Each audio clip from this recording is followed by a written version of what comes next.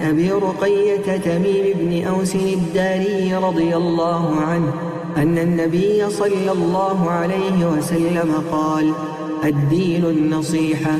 قلنا: لمن؟ قال: لله ولكتابه ولرسوله ولأئمة المسلمين وعامتهم. رواه مسلم. No, he then says regarding these ahadith. وأما رواية وإذا أمن فأمنوا فمعناها إذا أراد التأمين، وقد قدمنا بيان هذا قريبا في حديث أبي موسى في باب التشهد. ويسن للإمام والمنفرد الجهر بالتأمين، وكذلك للمأموم على المذهب الصحيح.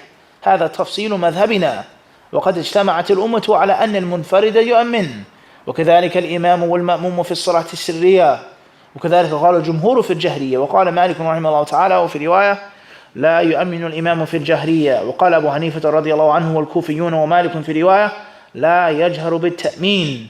وقال الأكثرون يجهر.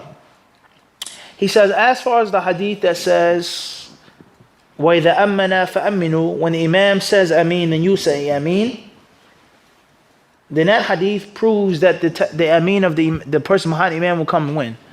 After. He says what's meant by this narration is إِذَا أَرَادَ, when he makes it. كان رسول الله صلى الله عليه وسلم إذا دخل الخلاء قال اللهم إني أعوذ بك من يعني إذا أراد أن يدخل. They say that إذا أمن, when the imam makes ta'meen, when the imam intends to make the ta'meen. No contradiction between the hadiths. So he's saying that the correct way is to say Ameen simultaneously with the what? With the imam, and not before the imam nor what? After. So the imam says غير المغضوب عليهم ولا الضالين. I didn't say it yet. See? I didn't say it yet. Everybody understand this? As soon as I say what, then you jump right on it. Everybody understand this? Oh, see how quick it goes out the window. طيب. Or we say what? غير المغضوب عليهم ولا الضالين. And then you say what? Ameen, and I say it. Or I say Ameen and then you what? No, he says what? Hand in hand. Hand in hand. طيب. He then says, also it shows us is that the imam and the munfarid, he says وَيُسَنُّ لِلْإِمَامِ وَالْمُنْفَرِدِ الْجَهْرُ بِالتَّأْمِينِ. He says he should say it out loud. It should be said what? Out loud. And also for the one who's praying behind the imam, all three. He says that's the madhab of Imam Shafi'i. All three of them. The imam, one behind the imam, and the one who's praying out loud, praying by himself, they should say, I mean what? Aloud. Not silent. Nor refrain from saying it. Everybody clear on this? Two different issues. The first is to say it, but say it silently. The second is what? Not to say it at all. And the third is to say it and say it aloud. Everybody clear on this or not? An-Nawawi rahimahullah ta'ala, he says this ijma, no difference of opinion, that the one who's praying by himself should make the ta'meen. He should say it. All of the ulama agree that the one who's praying what? By himself. They don't agree on the imam, nor do they agree behind the one? Behind the imam. But the one who's praying himself says no difference of opinion regarding that. He then says, وَكَذَلِكَ الْإِمَامُ وَالْمَأْمُومُ فِي الصَّلَاةِ السِّرِّيَّةِ. And they also agree on another point, which is that the imam and the one praying behind the imam should say it if the salah is silent. If the salah is what? Silent. Now we're doing what now? We're branching off the asl. He says if the prayer is silent, then it should be what?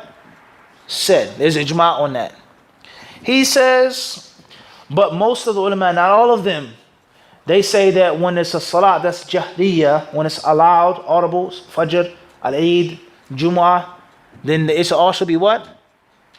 Say Ameen loudly. All of the ulama? No. He says most of the ulama.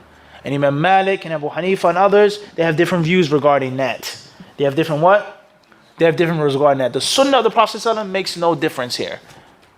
إِذَا أَمَّن, when the imam says what?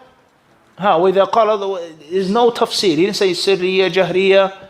So the sunnah of the Prophet ﷺ is simple and clear and unrestricted. And that when the imam says Ameen, in other words, you what? You hear it. That's common sense. The imam is not going to say غَيْرِ الْمَغْضُوبِ عَلَيْهِمْ وَلَا الضَّالِينَ, and you're going to hear it in a what? Silent prayer.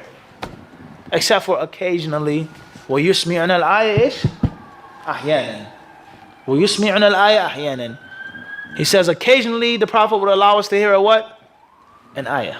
Says in another hadith. But the asl is that Salat al-Dhuhr, Salat al-Asr is going to be recited what? Silently. So how are you going to hear the Imam saying what al-Dhalleen? Except in a what? Loud prayer. So that's the correct view. Is that it should be said by all three in the prayer that's made what? Aloud. Why did Imam Malik say this? Why did Abu Hanifa say that? Allahu Alam. And then we don't get into that. That's not our point. Everybody understand this? And it's a huge difference between studying fiqh 1,000 years later and their time. We see things from a distance. Why are the people doing it? I don't know. It's like you on the sideline of a game. You're a coach, you're a coordinator. Why did he just do that or drop? You're not on the field. But my job is to do what? It's to observe the game from a what? From a distance. And to judge accordingly. And the coach on the sideline is not like the offensive coordinator in the what? In the box. Who sees with the binoculars everything. And he has the blimp and the cameras printing out everything. Everybody understand this? And he's only responsible for what he what? Sees. Everybody, he's only responsible for what? He sees. Everybody clear this or not? So you're saying, you know, more than Abu Hanifa, I'm not saying any of these things, but I'm saying I have the dalil clear, simple, plain in front of my face, and that's what I'm going to what? That's what I'm going to go with. It's very important for us to understand this. And the same applies to hadith as well. You're studying something that's been way finished. 1,000, 12, 1,300 years. You're coming across investigating it. You have to take what's in front of you. And not to worry about why the next man didn't adopt this view or adopt what? That view. This is a very important etiquette of fiqh now. Everybody understand this? You see these things from a distance, you're responsible for whose eyes? Yours. Khairan, inshallah.